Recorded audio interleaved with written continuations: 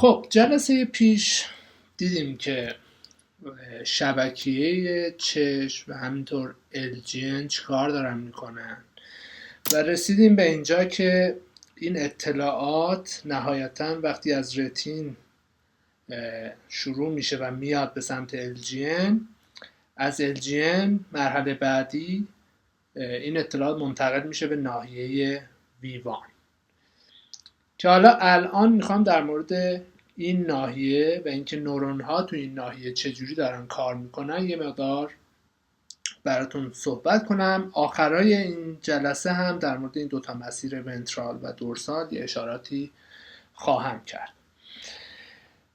و چیزی که تا الان دیدیم اینه که اون گنگلیون سل های رتین عملا کارشون تشخیص نقاط بود، حالا یا نقاط روشن توی زمینه تاریک یا نقاط تاریک توی زمینه روشن، و تقریبا همون کار رو LGN هم داشت انجام میداد. حالا اطلاعاتی که داره به ناحیه ویوان میرسه در واقع اطلاعات همون نقاط هستن تو جاهای مختلف ویژوال فیلد، و اطلاعات چشم چپ و راست و نمیدونم این که مثلا اطلاعات فوق‌ا با اون پریفری اینا هنوز جدا هستن توی LGN، و گفتم تا یه جایی هم این اطلاعات به صورت جدا داره پردازش میشه تا نهایتا با هم ترکیب بشن. و اون خاصیت رتینوتوپیک هم همچنان وجود داشت توی رتین، توی LGN و توی ویوان هم این خاصیت وجود خواهد داشت. پس من بیام سراغ ناحیه ویوان و ببینیم که توی این ناحیه نورون ها به چه چیزی دارن پاسخ میدن، به چه چیزی حساس هستن و چجوری دارن این کار رو انجام میدن. خب اطلاعاتی که ما از ناحیه ویوان داریم در واقع نتیجه آزمایشی هست که آقای هابل و ویزل برای اولین بار انجام دادن. آزمایششون به چه صورت بود؟ از ویژوال کورتکس یه گربه به کمک الکترود داشتن ثبت الکتریکی میگرفتن و این ثبت الکتریکی رو بعد میدادن به یه امپلیفایر تقویتش میکردن، چون اینجا این سیگنال ها خیلی خیلی ضعیف هستن، و اون سیگنال تقویت شده رو وصل کرده بودن به یه بلندگویی که هر بار مثلا این الکترود داشت اکتیویتی رو سنس میکرد، این اکتیویتی تقویت میشد و توی بلندگو مثلا یه صدای تقی میومد. و بعد شروع کردن مثلا سر این گربه رو خیلی ثابت کردن، فیکس کردن که تکون نخوره، چون این مثلا نورونی که داشتن ثبت میگرفتن ازش خب یه رسپتیو فیلد مشخصی داشت، پس اینو خیلی سر این گربه رو ثابت نگه داشته بودن که این رسپتیو فیلد تغییر نکنه.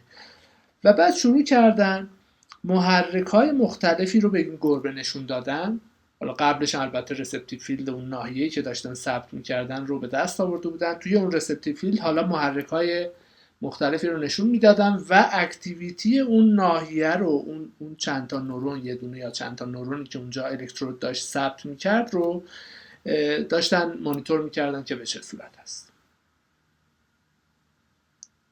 که حالا اول بریم آزمایشی که انجام دادن رو من فیلمش رو پخش کنم ببینیم، بعد برگردیم در مورد اینکه نورون‌های ناحیه اولیه بینایی به چه چیزی دارن پاسخ میدن رو با هم بررسی کنیم. پس فعلا بریم سراغ این فیلم آزمایشی که آقای هابل و ویزل انجام دادن.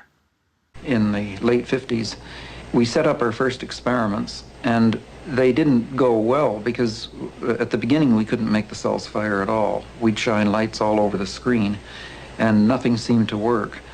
And rather by accident, one day, we were shining small spots, either white spots or black spots, onto the screen, and we found that the black dot seemed to be working in a way that at first we couldn't understand until we found that it was the process of slipping the piece of glass into the projector, which swept a line, a very faint, precise, narrow line across the retina, and every time we did that we'd get a response.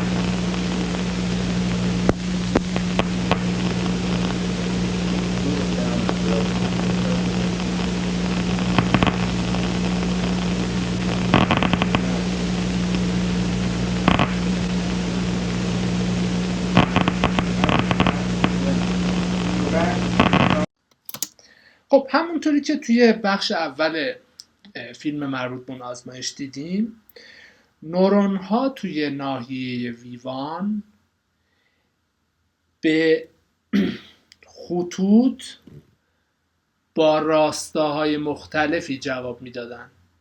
یعنی اگر مثلا یه نورون خاصی که من دارم ازش ثبت الکتریکی میگیرم رسپتیو فیلدش به این صورت باشه، اون وقت اگر که من یه خطی رو حالا روشن یا تاریک توی یه جهت خاصی نشون میدادم، اون نورونی که داشتم ازش ثبت الکتریکی میگرفتم، این نورون شروع میکرد فایرینگ ریتش زیاد شدن و اگر راستای این خط متفاوت میشد اکتیویتی من نمیدیدم. و نکته ای که وجود داره باز اگر که این اورینتیشنی که حالا اون نورون بیشترین ریسپانس رو داره بهش میده یه کوچولو من کج کرده باشم، ریسپانس همچنان دارم ولی فایرینگ ریتش کمتره.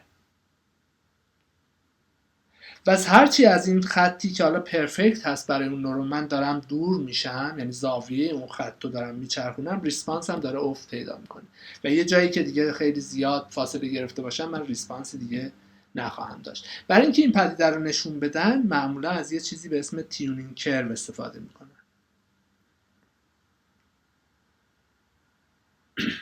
که مثلا این نورون ماکسیموم ریسپانسش، بیشترین فایرینگ ریتش مربوط به مثلا اورینتیشن 0 درجه هست و هرچی از این اورینتیشن 0 درجه دارم دورتر میشم فایرینگ ریت من داره افت میکنه. 0 درجه مثلا فرض کنید افقی. پس اینجا این نورون خاص، یه نورون خاص که به 0 درجه به خط باز در 0 درجه ماکسیموم ریسپانس رو میده، اگر این 0 درجه رو من کردم مثلا فرض کنید 10 درجه به این صورت، اون وقت فایرینگ ریت این داره افت میکنه. اگه کردم 20 درجه فایرینگ ریتش بیشتر افت میکنه و از این ورم همینطور.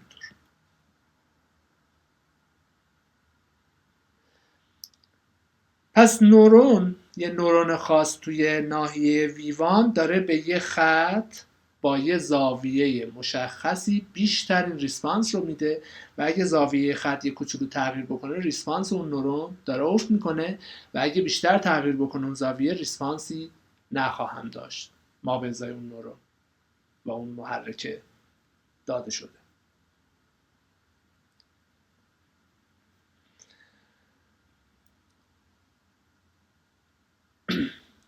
و حالا سوال اینه که آیا من برای تمام زوایایی که این خط میتونه داشته باشه، چون این به صورت پیوسته من میتونم زاویه این خط رو تغییر بدم، باید نورون داشته باشم؟ جواب منفیه. یعنی من یه تعدادی توی رسپتیو فیلد مشخص یه تعداد نورون مشخصی دارم که رسپتیو فیلدشون مثلا مشخصه، بزنیم بکشم. پس من اگر که مثلا فرض کنید رسپتیو فیلدم اینجا باشه، اون وقت یه تعداد نورون دارم که اینا همهشون رسپتیو فیلدشون همین ناحیه است، همهشون فقط دارن این ناحیه رو میبینن و حالا هر کدومشون بیشترین ریسپانسشون مربوط به یه اورینتیشن خاصیه. مثلا فرض کنید که این اولیه مثلا به 0 درجه داره جواب میده، دومیه یه ذره مثلا به 10 درجه، سومیه یه ذره دوباره با اورینتیشن متفاوت 20 درجه، 30 درجه، 40 درجه، همینطوری زیادش میکنه. پس یه تعدادی نورون اینجا وجود دارن که همشون رسپتیو فیلد مشترکی دارن ولی دارن به خطوط با اورینتیشن های مختلفی جواب میدن. و حالا اینو من میتونم به این صورت بکشم. مثلا این نورونی که اینجا وجود داره اگر تیونینگ کروش این باشه، این نورون داره به این محرک بیشترین پاسخ رو میده. همین نورون داره مثلا به این محرک، همین نورونی که اینجا در نظر گرفتیم، اگر من اینو یه ذره کج کرده باشم ریسپانسش داره افت میکنه. ولی یه نورون دیگه ای دارم که به این محرکی که حالا یه ذره کج کردن دوباره اون داره بیشترین ریسپانس رو میده.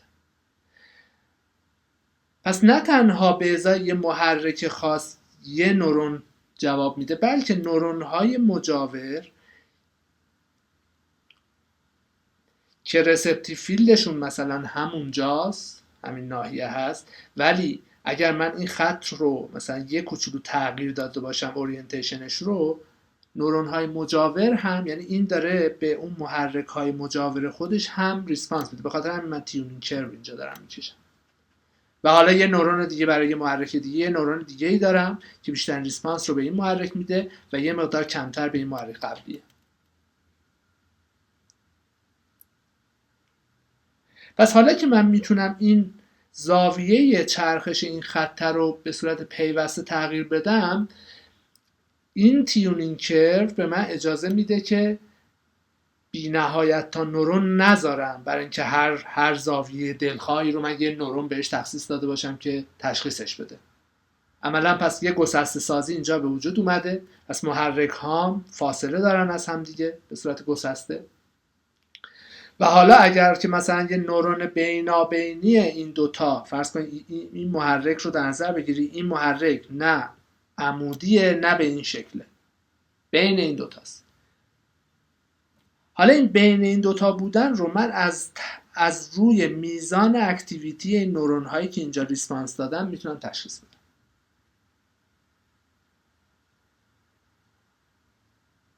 پس اگر این محرک بین این دوتا اگر دقیقاً بین این دوتا باشه، مثلا فرض کنید این 90 درجه باشه، این 80 درجه باشه، اگر این بنویسم، اگر این 90 درجه باشه، این 80 درجه باشه، اون وقت این 85 درجه باشه، اون وقت میزان ریسپانس این دوتا نورونی که اینجا داریم میبینیم 90 درجه و 80 درجه دقیقاً با هم برابر خواهد بود. حالا وقتی که مثلا این محرکی که 90 درجه رو داشت ماکسیموم ریسپانس رو میداشت یه ذره بیشتر باشه ریسپانسش، فایرینگ ریتش، معنیش اینه که این 85 درجه نیست، این یه ذره متمایل هست به سمت 90 درجه، مثلا 87 درجه است.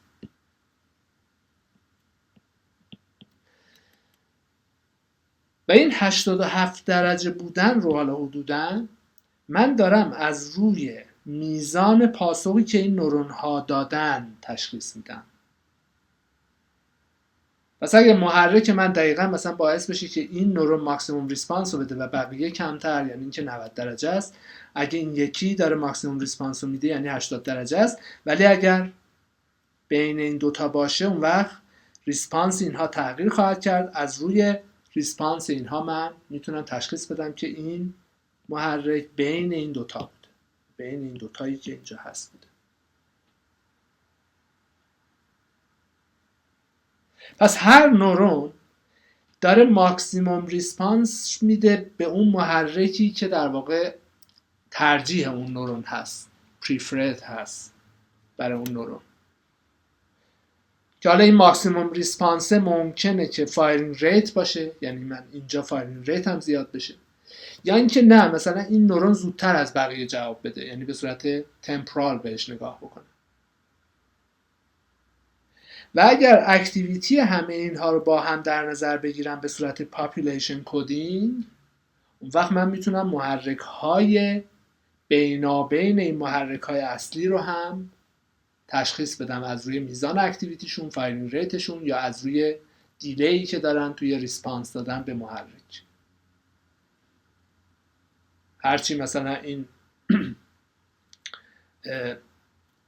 محرک به اون پریفرد استیمولوس اون نورون نزدیکتر باشه، این نورون زودتر فایر میکنه تمپورالی اگر بهش نگاه بکنه. مثلا پاپولیشن کدینگی که اینجا وجود داره، یعنی اکتیویتی تمام این نورون ها رو اگه با هم در نظر بگیرم، اون وقت میتونم همه محرک های بینابینی رو تشخیص بدم. این اتفاقی که توی ناحیه ویوان داره میفته. پس نورون ها تو ناحیه ویوان هر کدوم ماکسیموم ریسپانسشون به یه خط هست با یه اورینتیشن مشخص، ولی به خطوط با اورینتیشن های مجاور هم تا حدودی ریسپانس میدن. و من وقتی اینا رو با هم نگاه میکنم عملا میتونم از روی ریسپانس ها در واقع اورینتیشن اون محرک ورودی رو تشخیص بدم. این یه نکته. پس این تیونینگ کرو عملا به من داره کمک میکنه که من بتونم با ریسورس کمتر، با تعداد نورون های محدود، بتونم عملا اون فضای پیوسته‌ای که میتونه توی اورینتیشن اون خط وجود داشته باشه رو تشخیص بدم.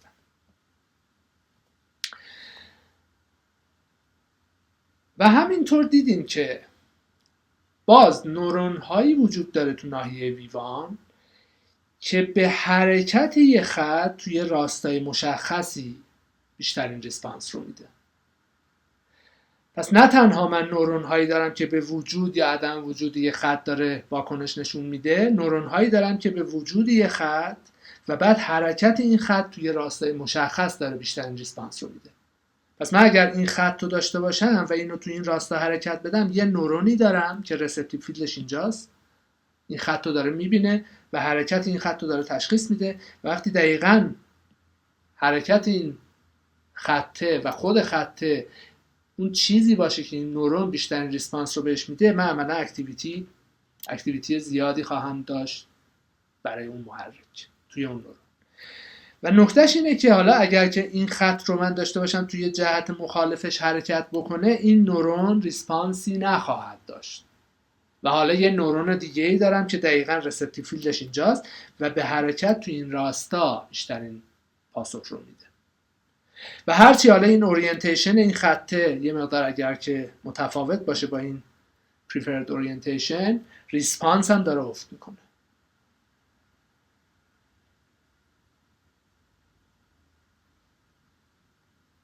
و دوباره من میتونم به صورت تیونینگ کرو به این موضوع نگاه بکنم. یعنی این نورون خاص که الان من ریسپانسشو دارم به ازای حالتهای مختلف میکشم، یه جایی ماکسیموم ریسپانس رو داره. هرچی دارم از این ماکسیموم از اون استیمولوسی که حالا پریفرد هست برای این نورون دورتر میشم، ریسپانس هم داره افت پیدا میکنه. پس اینجا ماکسیموم هست و عملا رفته رفته داره افت پیدا میکنه برای یه جهت حرکت مشخص. برای جهت حرکت در خلاف اون راستای قبلی هم داریم میبینیم که ریسپانس خاصی نمیبینم.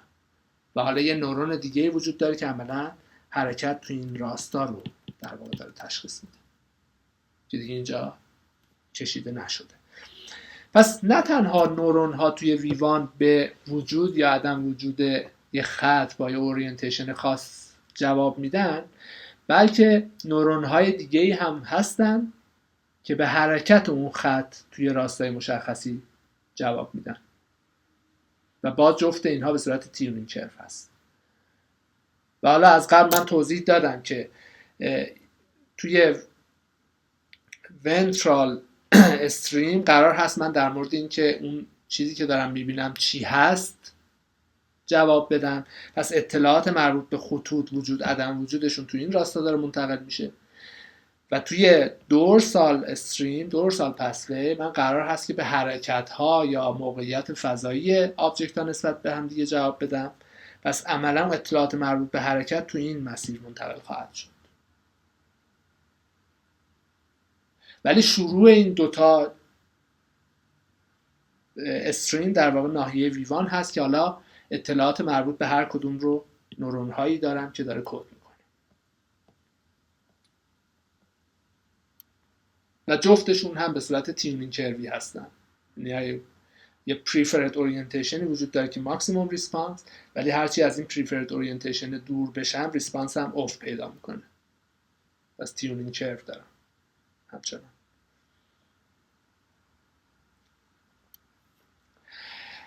علاوه بر این ما دیدیم که اطلاعات مربوط به اون چشم چپ و راست توی LGN از هم جدا هستن.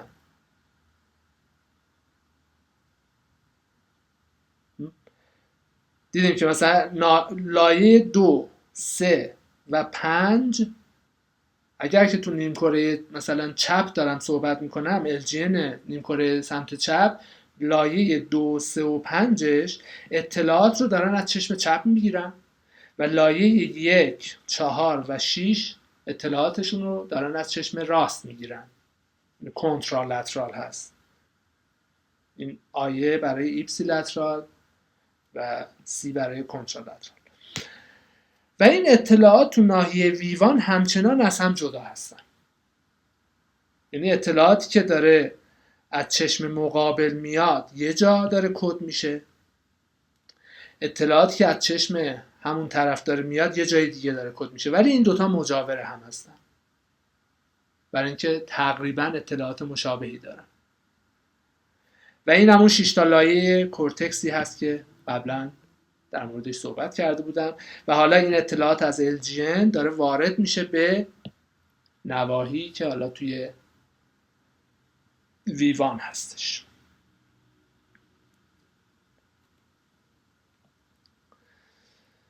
و اگر خود ویوان رو نگاه کنیم، گفتم پس اطلاعات چشم چپ و چشم راست از همدیگه جدا هستند، ولی اطلاعات ویژوال فیلد چپ عملا توی نیمکره سمت راسته و ویژوال فیلد راست هم تو نیمکره سمت چپه. من الان دارم در مورد یه نیمکره صحبت میکنم. پس توی نیمکره اطلاعات چشم چپ و راست با هم دیگه جدا هستن ولی مجاور هم هستن و حالا هر کدوم توی هر رسپتیو فیلد مشخصی یه تعدادی نورون وجود داره که اینها هر کدومشون دارن با خطوط با زاویه ها یا اورینتیشن های متفاوتی پاسخ میدن که این بحث کالمنار آرکیتکچر رو در واقع مطرح میکنه توی ناحیه اولیه بینایی توی ویوان.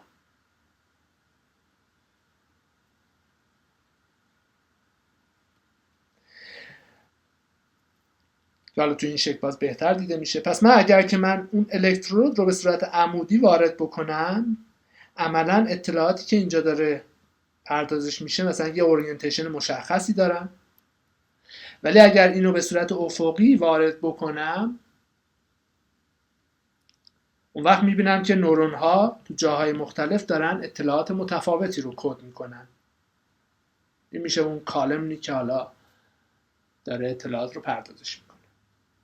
و تا اینجا میدونم که چشم چپ و راستم اطلاعاتشون جدا داره پردازش میشه توی ناحیه ویوان.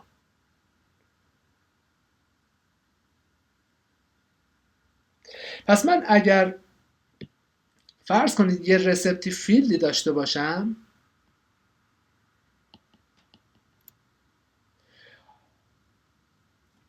وقتی این الکترود رو اینجا کار گذاشتم یه تعدادی نورون اینجا دارم میبینم که همه اینها رسپتیو فیلدشون همین ناحیه است. پس من اینا رو اینجا اگر بکشم، این نورون ها همشون رسپتیو فیلدشون این ناحیه است. و حالا وقتی مثلا فرض کنید خط 0 درجه نشون میدم، این نورون اکتیو میشه و این نورون اکتیویتیش کمتره، این خیلی کمتره. وقتی مثلا 90 درجه نشون میدم، مثلا فرض کنید این نورون بیشتر اکتیو میشه، این نورون یه ذره کمتر، بعدی یه ذره کمتر، قبلترش هم یه ذره کمتر. پس من الان اگر که اینجا با هر زاویه‌ای یه خط نشون بدم، به هر حال یه جایی اکتیویتی دارم و یه جاهایی هم اکتیویتی ندارم. ولی نکتهش اینه که من با هر اورینتیشن اینجا خط نشون بدم عملا میتونم تشخیص بدم بر حسب اینکه کجای این کالم، کجای این ستون نورونی اکتیویتی زیاد شده، میتونم تشخیص بدم که این ورودی در واقع اورینتیشنش به چه صورت هست یا محرک ورودی من چی بوده. این خاصیت اون کالمنار آرکیتکچر هست.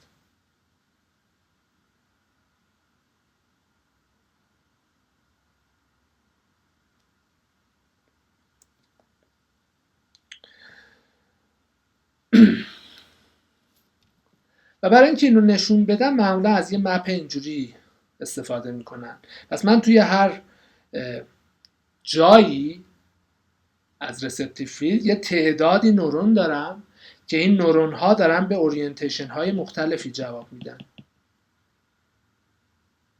یه ناحیه کوچولوش اینجا داریم میبینیم و بعد حالا با رنگم این اورینتیشن ها از هم جدا شده. مثلا قرمز داره به خطوط افقی جواب میده، یا مثلا سبز داره به خطوط عمودی جواب میده و الی آخر. اینا رو این کداشو اینجا داریم. و حالا این ناحیه کوچولویی که اینجا هست، اینا همشون نورون هاشون رسپتیو فیلدشون یکسانه. پس اگر توی اون رسپتیو فیلد یه خط با یه اورینتیشن خاصی پرزنت بشه، یه تعدادی از این نورون ها ریسپانس میدن. اگر که جاش عوض بشه رسپتیو فیلد تغییر میکنه، اون وقت مثلا فرض کنید این ناحیه اکتیو میشه.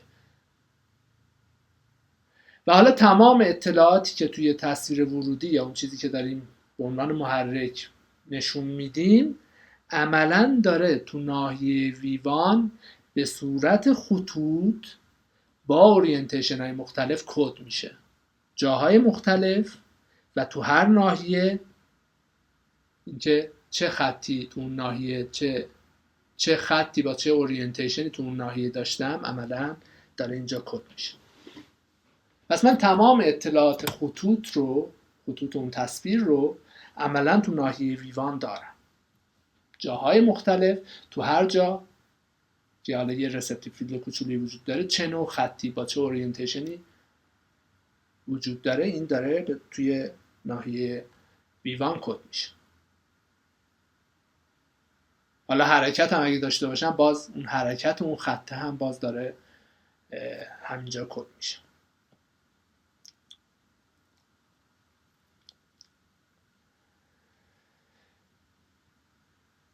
و حالا نورون ها تو ناحیه ویوان تو فیلمم دیدیم، حداقل سیمپل سلش رو دیدیم، به 2 دسته تقسیم میشن، به 3 دسته تقسیم میشن. حالا 2 دسته عمده داره، یا سیمپل سل بهشون میگن یا کامپلکس سل. و سیمپل سل داستانش اینه که این فرض کنید این نورونی که من دارم ازش ضبط الکتریکی میگیرم مثلا به خط 90 درجه حساسه و یه رسپتیو فیلد اینجوری داره. و دیدیم که وقتی من این اورینتیشن این خط رو تغییر میدم، ریسپانس این نورون داره افت پیدا میکنه. علاوه بر این، اگر من این خط رو توی این رسپتیو فیلد وردارم جابجا کنم بیارم اینجا، ریسپانس نخواهم داشت. یعنی سیمپل سل ها خیلی حساس هستن به پوزیشنی که اون محرک حضور داره. دقیقا وقتی رسپتیو فیلد به این صورت هست و این خط وسط باشه، من ریسپانس میبینم. این خط رو جابجا کنم بیارم اینجا یا بیارم اینجا، ریسپانس از بین میره. حالا البته یه نورون دیگه وجود داره که وقتی این خط جابجا میشه میاد اینجا، یه نورون دیگه وجود داره که رسپتیو فیلدش اینجاست و اون نورون ریسپانس خواهد داد به این محرک جدید. ولی این نورونی که الان دارم مطالعهش میکنم این دیگه ریسپانسی نخواهد داشت اگر من اینو جابجا کنم. پس نورون های سیمپل سل ناحیه ویوان خیلی به پوزیشن حساسن. یعنی دقیقاً باید این خطی جای خاصی باشه تا اینا جواب بدن. اگه خط جابجا بشه ریسپانسی نخواهند داد اون نورون خاص. و همینطور اگه اورینتیشن خط عوض بشه باز هم ریسپانس افت پیدا خواهد کرد و اگه خیلی اورینتیشن تغییر بکنه اصلا ریسپانسی نخواهند داشت. اینا میشن نورون های سیمپل توی ناحیه ویوان.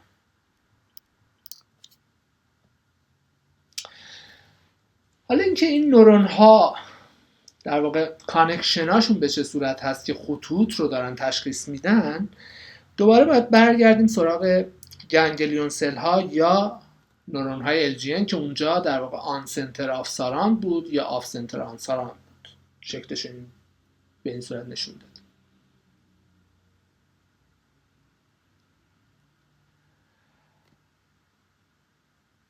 حالا وقتی من یه خط دارم، فرض کنید این خطی که اینجا هست، این خط وقتی یه لول برگردم عقب سراغ LGN یا گنگلیون سل ها، این خط از یه تعداد نقطه توی راستای مشخصی تشکیل شده.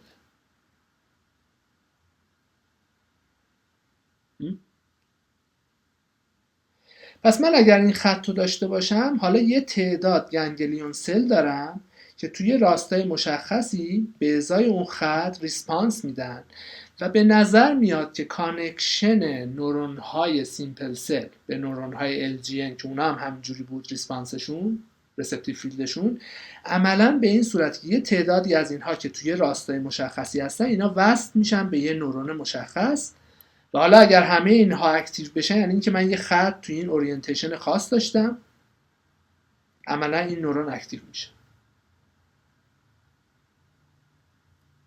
که شکل باز دقیق ترش اینجا داریم میبینیم.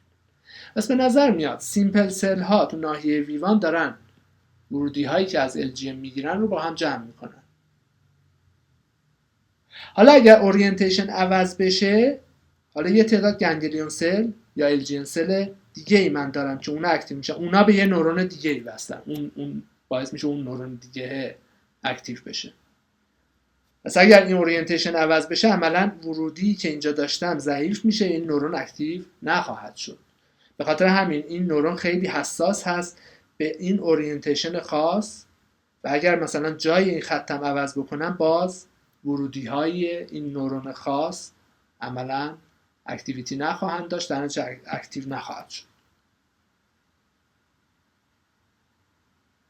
پس اگر از دیدگاه بیولوژی بخوایم نگاه کنیم عملا نورون های سیمپل ناحیه ویوان به یه تعداد، هر کدومشون به یه تعداد نورون از LGN وصلن که نورون های ناحیه LGN آف سنتر آنساران یا برعکس بودن و وقتی یه خطی من پرزنت بکنم یه تعدادی از اینها که توی راستای مشخصی هستن اینا وصلن به این نورون، باعث اکتیویتی این نورون میشن و عملا این نورون داره به ازای این خط مشخص با این اورینتیشن خاص اکتیو میشه.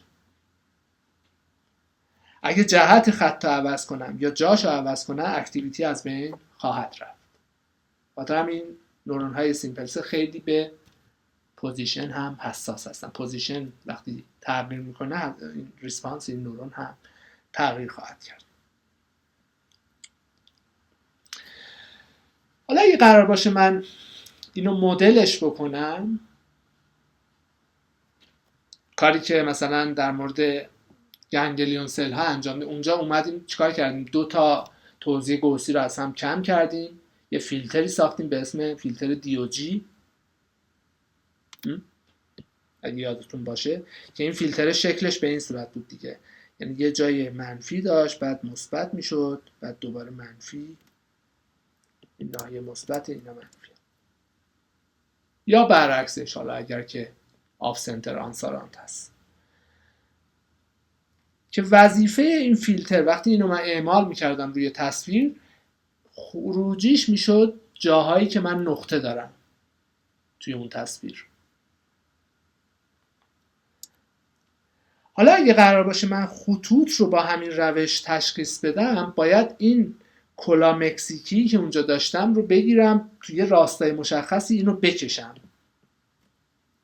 تا خط ایجاد بشه یا یه تعدادی از اینها رو کنار هم قرار بدم، کاری که بهش میگن گابور فیلتر.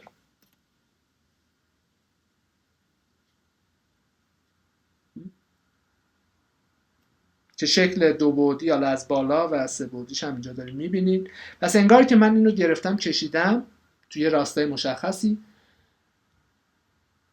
حالا پارامترهاش هم که باز مشخصه، x و y که پوزیشن من هست، لامدا در واقع ویولنس من هست که چقدر این بالا پایین بشه طول موجش، تتا اورینتیشن من هست تو چه راستایی باشه این خطه، سیگما استاندارد دیوییشن من هست که میزان پهنای این پیکه یا نازک بودنش رو داره مشخص میکنه و این گاما هم اسپکت ریشیو هست بین x و y، یعنی اینکه چقدر این خطه کشیده شده باشه یا کمتر کشیده شده باشه. پس من با این پارامترها میتونم انواع و اقسام گابور فیلترها رو بسازم که حالا هر کدوم مثل یه خطی میمونن که اون خطه حالا ضخامت مشخصی داره، توی راستای مشخصی هست، اسپکت ریشیوش یه اندازه مشخصی هست، همه اینا رو میتونم کنترل بکنم. و این چیزی که اینجا داریم میبینید این در واقع ماتریس دوران هست.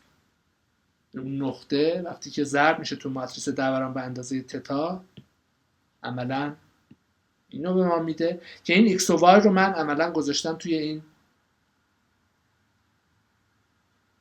توزیع گوسی که داشتم و این گاما هم اینجا داره اسپکت ریشیو بین x و y رو مشخص میکنه.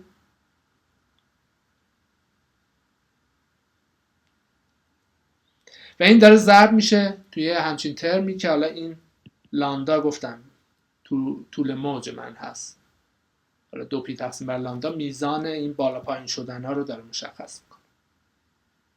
پس یک گابور فیلتر عملا میتونه به من خروجی نورون های ناحیه سیمپل سل ناحیه ویوان رو بده.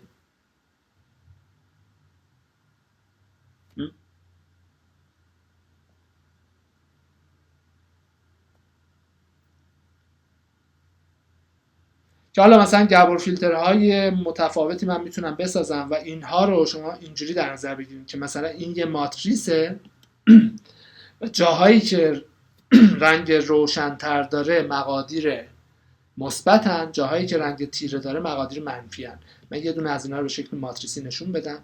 فرض کنید این یه دونه رو من بازش بکنم، به صورت ماتریسی بکشم. فرض کنید که 3x3 باشه، خیلی ساده دارم نگاه میکنم بهش. اون وقت میتونم اینجا قرار بدم مثلا -1 -1 -1 اینجاها رو بذارم 0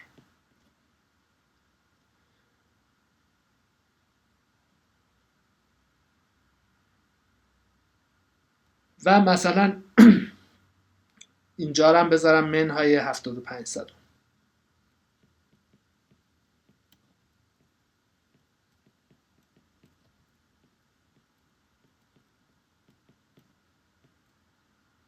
منهای 75 صد.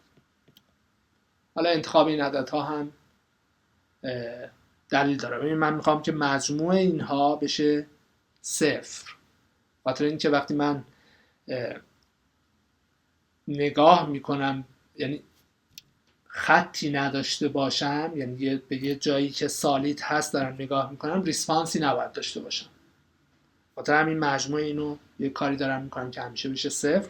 حالا اگر من این گابور فیلترهایی که اینجا دارم رو به این صورت در نظر بگیرم، به صورت ماتریسی دارم گسستشم میکنم و بعد بیام مثلا 3x3 اینجا دوباره از این تصویر ورودی 3x3 پچ انتخاب بکنم، ضرب داخلی بکنم اینجا و بعد اینو نشون بدم، عملا اگر که این گابور فیلتر استفاده کردم روی این تصویر، این گابور فیلتر ریسپانسش جاهایی هست که من خطوط 90 درجه دارم، یعنی این جاها بیشتر ریسپانس میده. هرچی از این 90 درجه دارم دور میشم ریسپانس هم کمتر خواهد شد. پس در نتیجه مثلا داریم میبینیم که اینجاها من ریسپانس دارم و اینجاها ریسپانس کمتری دارم. این یکی که یه ذره حالا متفاوت هست، یه ذره باعث میشه که مثلا اینجاها ریسپانس داشته باشم. این یه دونه که مثلا افقی هست داره این بالا این پایین رو به من نشون میده، یعنی وجود خط افقی اینجاها هست و اینجاها تو این تصویر ورودی.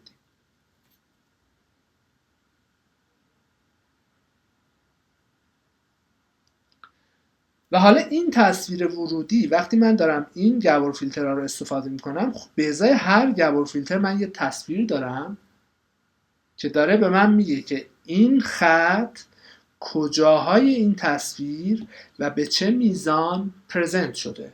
پس این خط عمودی اینجاهای تصویر بیشتر پرزنت شده، این خط افقی اینجاهای تصویر بیشتر پرزنت شده.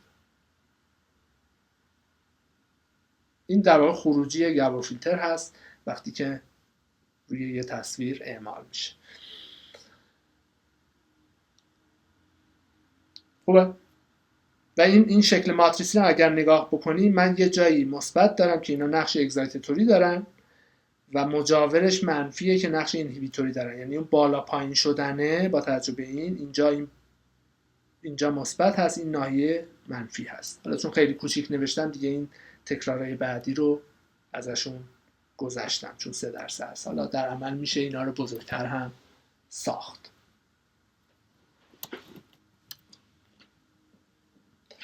حالا بعد میشه پارامترهای این گابور فیلتر رو تغییر داد. مثلا این خطوط رو با پهناهای مختلفی یعنی این پهنای این خط رو میشه بزرگتر یا کوچیک‌تر کرد.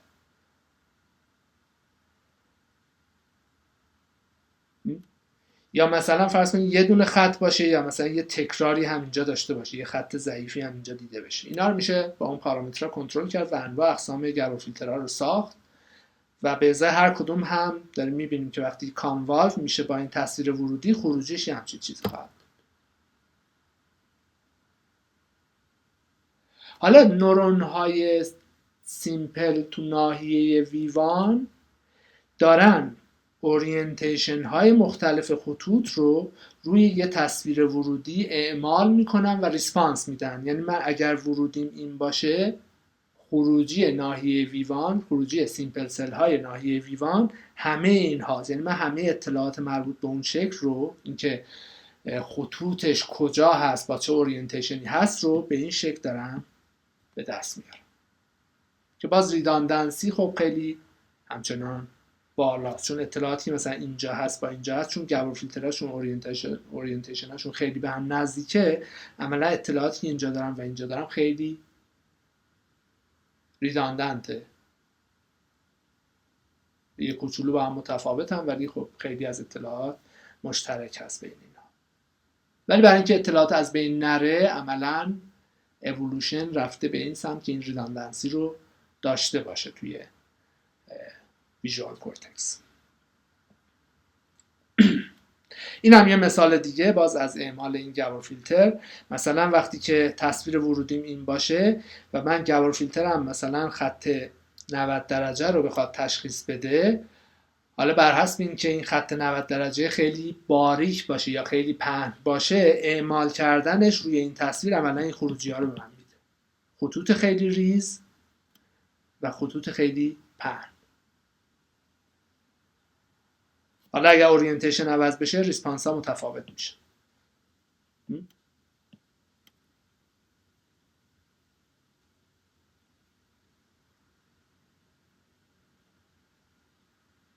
و حالا اگر که یه همچین تصویری رو من بدم به ناحیه ویوانس، خروجی سیمپل سل ها عملا همه اینها خواهد بود، چون تو اورینتیشن های مختلف و تو ضخامت های مختلف این نورون ها ریسپانس میدن، پس من همه این اطلاعات رو خواهم داشت.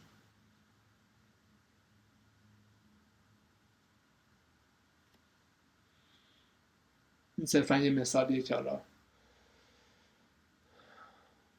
برام کمک بکنه برای درک اینکه این سیمپل سل ها توی ناحیه ویوان به چه صورت دارن کار میکنن. این هم یه مثال دیگه که باز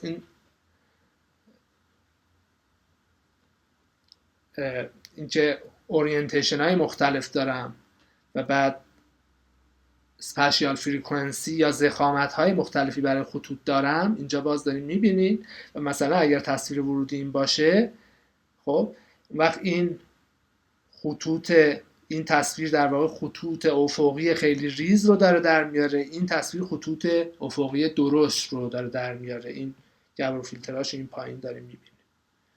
بعدی برای مثلا 135 درجه هست، بعدی برای 90 درجه هست تو پهناهای مختلف و بعدی هم 45 درجه هست تو پهناهای مختلف. پس به ازای این تصویر ورودی عملا من نورون هایی تو ناحیه ویوان دارم که خروجی هاشون به این شکل و همه اینها. حالا البته 4 تا اورینتیشن هم ندارم به طور معمول، حالا حد زده میشه که حدود 18 تا اورینتیشن دارم. پس عملا یه تصویر اگه من 18 تا اورینتیشن داشته باشم، 18 تا خروجی این تیپی دارم. حالا 4 تاشو اینجا داریم میبینیم. به علاوه اینکه اگه مثلا 5 تا اسکیل مختلف اسپشیال فریکونسی هم داشته باشن، دوباره اون 18 تا 5 بار هم تکرار شده برای تشخیص خطوط پهن یا خطوط باریک تو 5 تا درجه مختلف.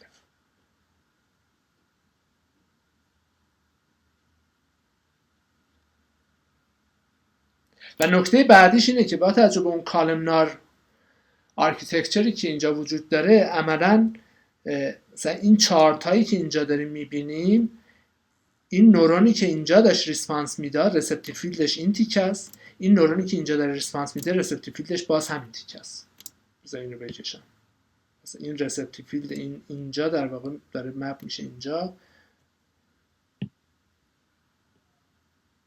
مپ میشه اینجا، یعنی نورون ها عملا رسپتیو فیلدشون یکسانه ولی هر کدوم دارن به خطوط با اورینتیشن های مختلفی ریسپانس میدن.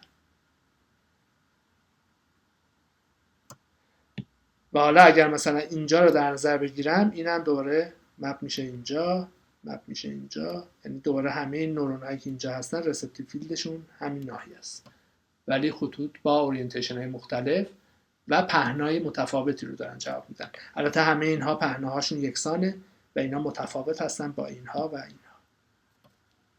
به هر حال از روی یه تصویر ورودی ببینید که چقدر اطلاعات داره تو ناحیه ویوان به کمک سیمپل سل ها استخراج میشه.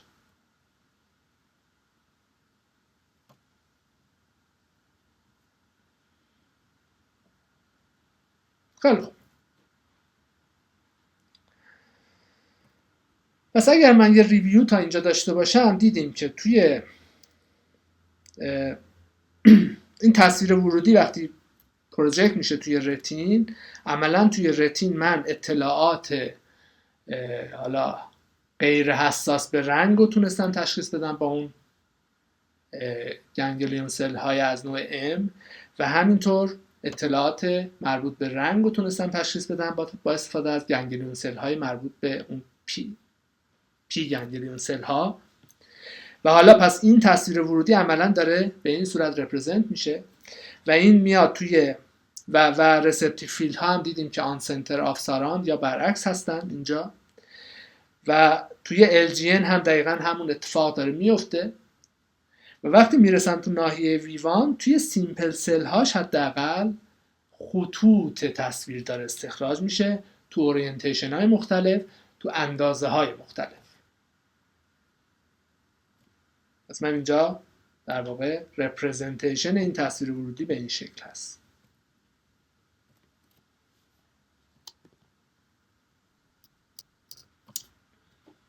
حالا علاوه بر سیمپل سل ها، من نورون های دیگه ای دارم به اسم کامپلکس سل. حالا قبل از اینکه وارد این بشم، دوباره ما بریم من ادامه اون فیلم مربوط به آزمایش هابل و ویزل رو ببینیم که مربوط به کامپلکس سل هست و بعد برگردم سراغ توضیحاتی که اینجا بهتون میدم.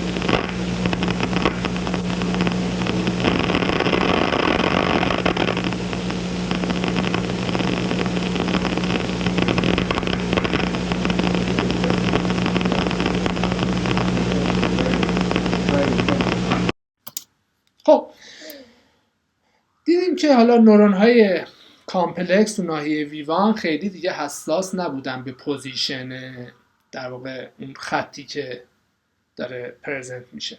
پس عملا ریسپانس اینها اگر که اون کامپلکس سل من رسپتیو فیلدش به این صورت باشه، اون سلول خاص، اون کامپلکس سل من، این خطی که حالا بهش ریسپانس میده دیگه مهم نیست اینجا باشه یا اینکه پایین باشه، در هر صورت این ریسپانس خودشو میده، مگر اینکه اورینتیشنش کاملا متفاوت باشه که من ریسپانسی نداشته باشم. و این کامپلکس سل ها داره کمک میکنه که اون حساسیتی که نورون های سیمپل داشتن به پوزیشن اون از بین بره. یعنی یه مقدار پوزیشن اینوریانسی داره ایجاد میکنه برای ما تو ناحیه ویوان.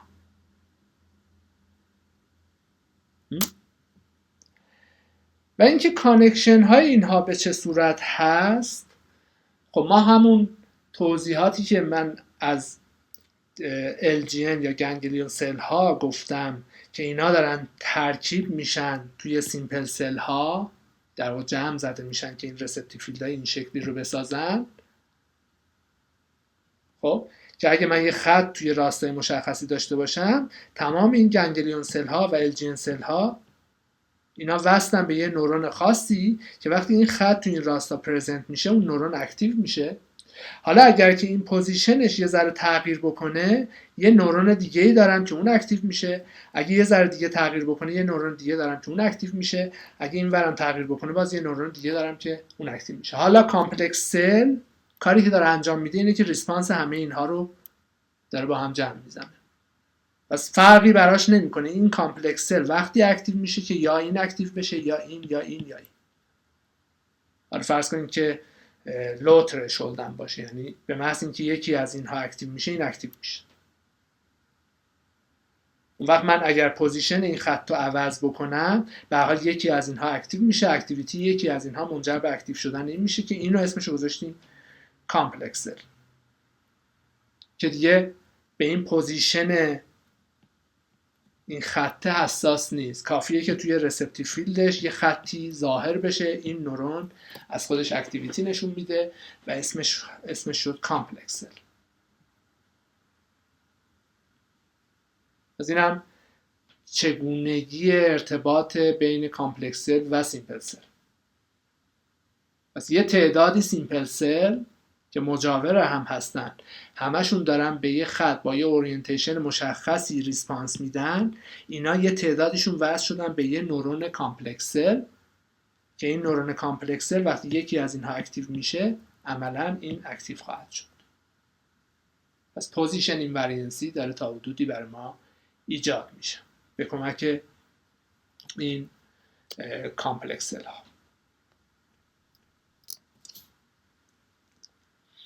که حالا اینا توی مدل سازی هم استفاده خواهد شد. حالا یکی دو جلسه آینده من وارد مدل سازی میشم، مدل هایی میسازیم که عملا یه تسک بینایی رو اون مدل ها انجام بدن یا شبیه سازی بکنن و اونجا میبینیم که مثلا کامپلکس سل رو هم داریم، افکتش هم با هم میبینیم که چجوری اینها مدل میشن. خب علاوه بر اینها یه تعدادی از سلول های ناحیه ویوان هم هایپر کامپلکس سل هستن. حالا من باز قبل از اینکه وارد توضیحش بشم، بریم با هم ادامه اون فیلم مربوط به آزمایش هابل و ویزل رو ببینیم و بعد برگردیم سراغ ادامه این داستان.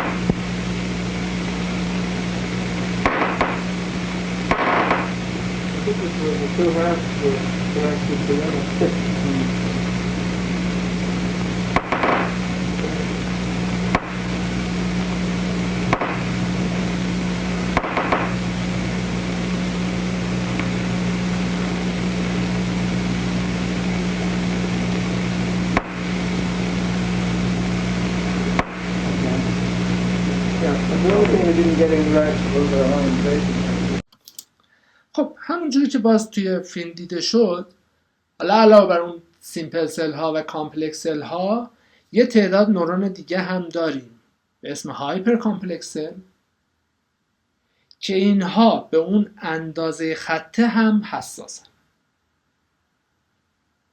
یعنی اگر اندازه خطه به یه میزان مشخصی باشه اینا ماکسیموم ریسپانس رو میدن، اگه کوچیکتر باشه یا بزرگتر باشه ریسپانس اینا کمتر میشه، اگه خیلی بزرگتر باشه اصلا ریسپانسی نخواهیم داشت. دوباره مثل تیونینگ کروی خواهد بود.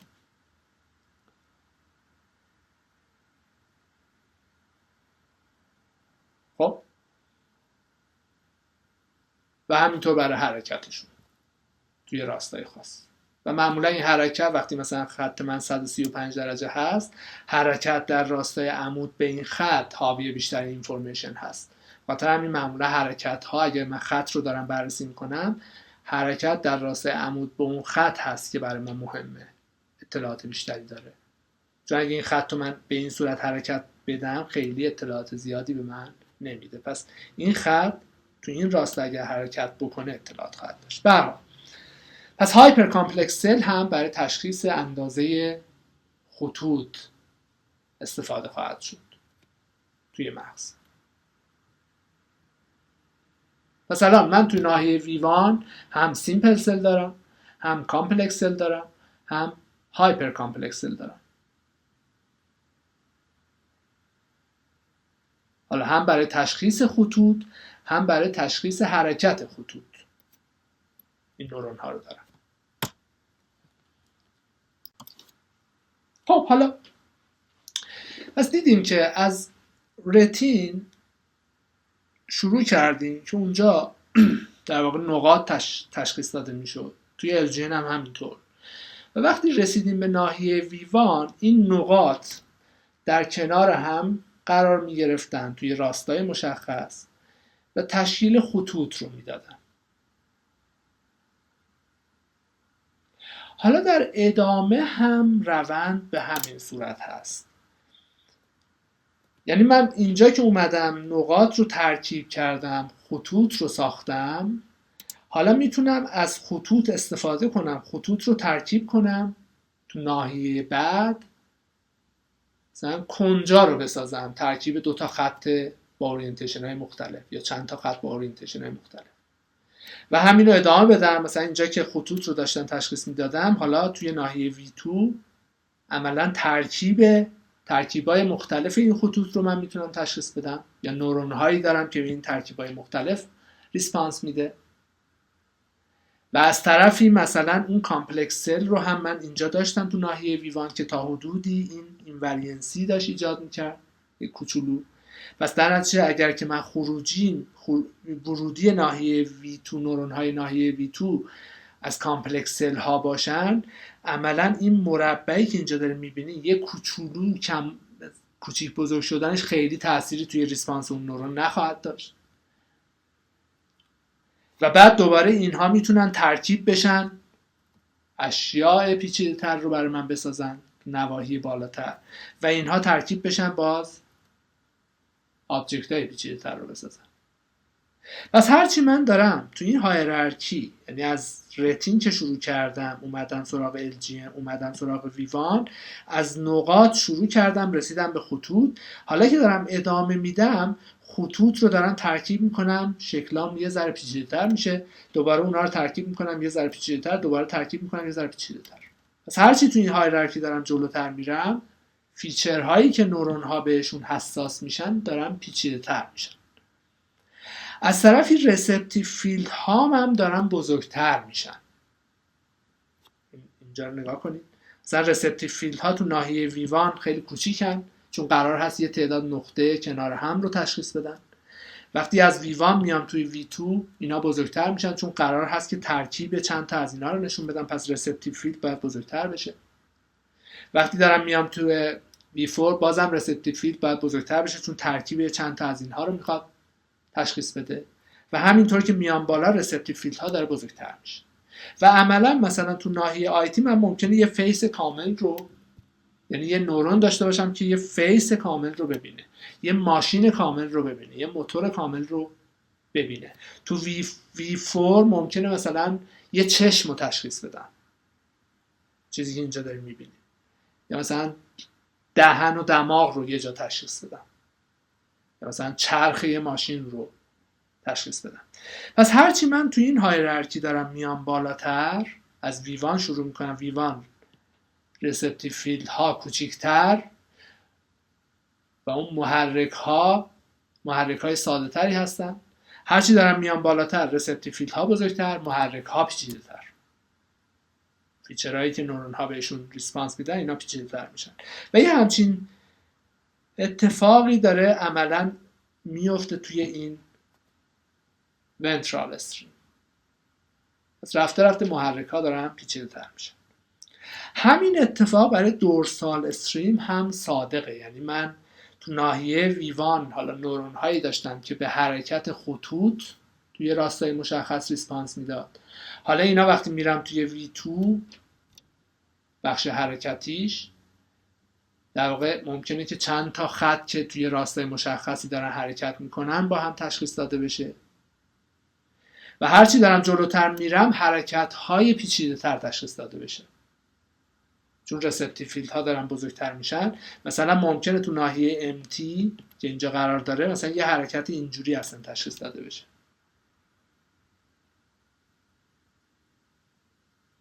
به اضافه این که بعضی از این اطلاعات، مثلا اطلاعات مربوط به رنگ، خیلی تو ناحیه V1 و V2 پردازش نمیشه. درک رنگ عملا از ناحیه V4 داره اتفاق میفته و بعد آیتی و همینطور درک عمق دوباره تو ناحیه V4 داره اتفاق میفته و تو ناحیه V1 V2 خیلی در مورد رنگ اشیا، اجسام یا اینکه مثلا عمقشون به چه صورت هست خیلی من حسی ندارم، مگر اینکه بیاد توی V4 و بعد آیتی تا من بتونم عمق رو تشخیص بدم، بتونم رنگ رو تشخیص بدم و اینا.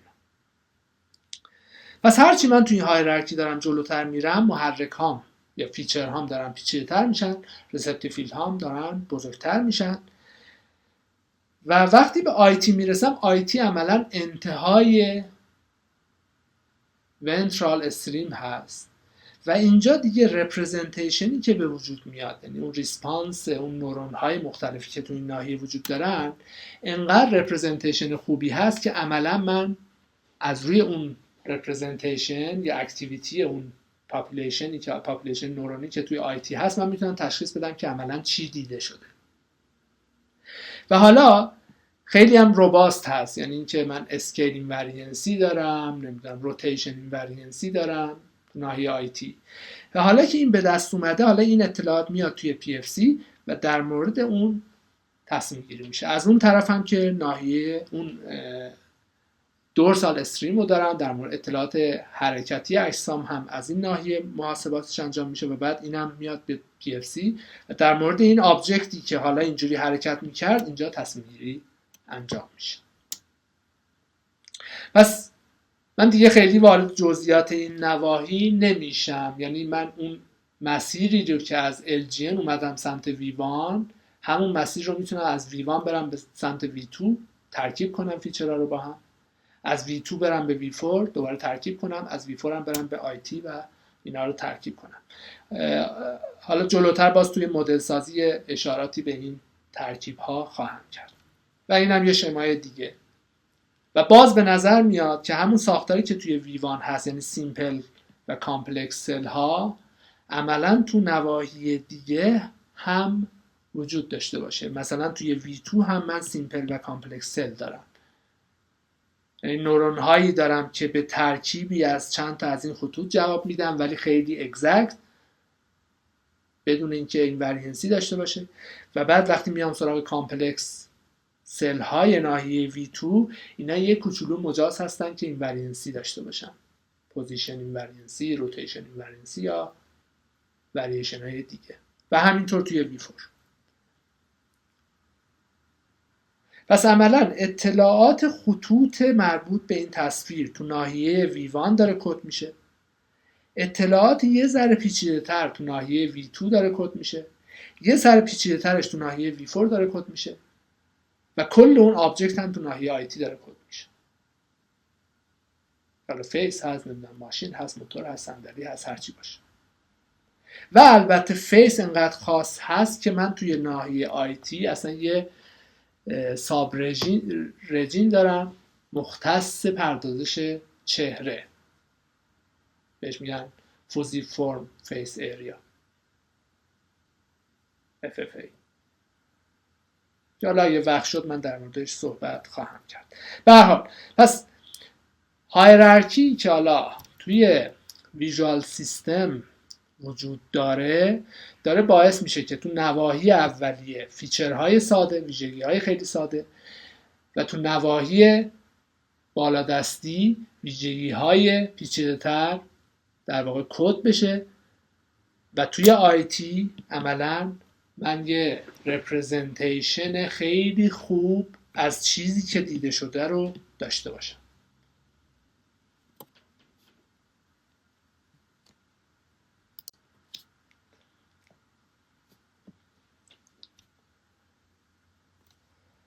و حالا اون شکلی که حالا قبلا دیده بودیم رو، پس اطلاعات از رتین داره میاد LGN، میاد به V1، بعد از طریق مسیر ونترال و مسیر دورسال داره پردازش صورت میگیره و باز اکستند شده این اطلاعات رو اگه بخوایم نگاه بکنیم، پس اینجا من پی سل ها و ام سل ها رو داشتم، همینطور توی LGN پارو سلولار و ماگنو سلولار ها رو داشتم که اینها اطلاعات خودشون رو در واقع میدن به ناحیه V1.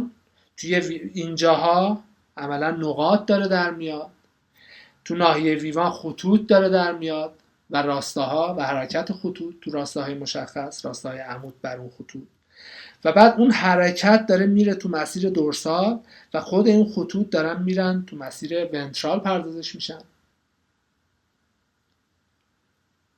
و بعد ناحیه V2 رو دارم که ترکیب اینها رو در واقع کد خواهد کرد و بعد ناحیه V4 رو دارم که در واقع شکل‌های نسبتاً پیچیده‌تر داره توش کد میشه و بعد از اینم که IT رو دارم و اینجا هم که MT رو دارم که حالا حرکت‌های پیچیده‌تر رو با ترکیب حرکت‌های ساده‌تر در واقع به وجود میاره.